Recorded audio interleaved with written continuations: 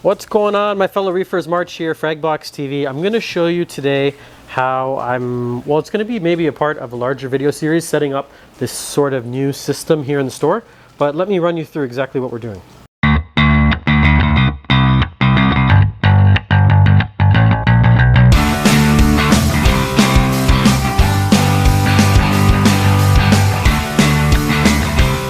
Okay, so what are these? These are our new invert tanks. What does that mean? Invertebrate tank. So here in the store we sell lots of crabs and snails, hermits, cleanup crew members, shrimp, emerald crabs, lots of weird little goodies and critters for your saltwater reef tank.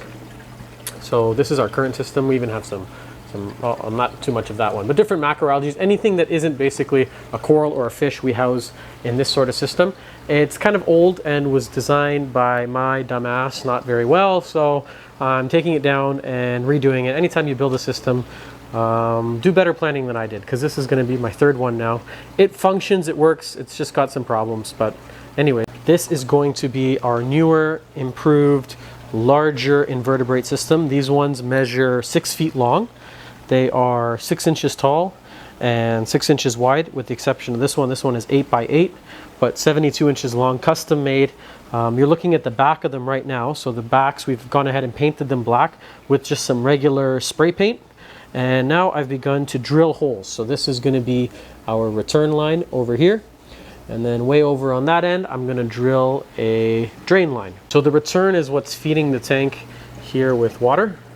And then it kind of goes through the systems, up and down or whatever, and then goes out through the drain down to the sump that we have running in the basement. It's kind of messy. I can really show it to you if you guys want. Comment below, I'll show you the sump.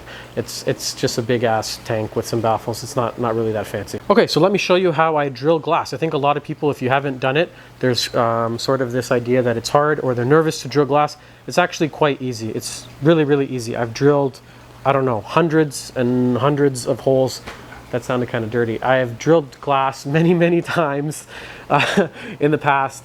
Drilled all the ones here in the store, at this store, previous store, and I've only broken one tank. It was like a 5.5 gallon, super thin glass, and I didn't do it properly, and I got excited, and I broke the glass on that one. But anything past, you know, 1/8 of an inch it's actually, glass is quite strong, stronger than you would imagine. So I'm just going to mark out exactly where I want the return. So on this one here, I have it. Yeah, so that's a good point actually to make. You don't want to go too close to the edge. The thinner the glass, the greater chance you're going to crack it. So the minimum, I believe, is 1 inch. So I'm here from the top 1 inch. So I just mark this with our special marker. And over on this side, it's 2.5. Okay, so there's 2.5 to the edge. 2.5, 2.5, and 1. One is about there. So now I know my hole's going to look something like that. So you can take your bulkhead. So on this one I'm using 1/2 inch. You don't really need to go bigger than 1/2 inch for any return. I would say that's about the biggest. Drain, it's up to you. I'm going to do 1 inch on these, but you can do 1.5 inches if you're worried.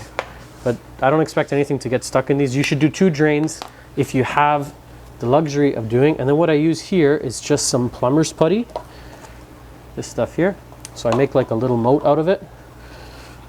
Don't ask me where I got this technique. I've been using this for 15 years. Someone must have showed it to me, but it seems to work because, like I said, I've only cracked a tank once, and today is going to be twice. I'm just kidding. We're not cracking anything. So now I know where I want my hole. There's a special drill bit for drilling glass. So it's these diamond coated drill bits. We do sell them here in the store. If you ever need help drilling a tank, plumbing parts, stuff like this. This is all that weird shit that we carry that you might not be able to find at a regular hardware store. So grab your drill.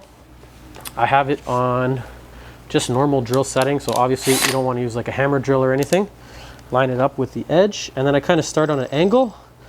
And we're probably going to do a time lapse of this because it takes about 2 minutes.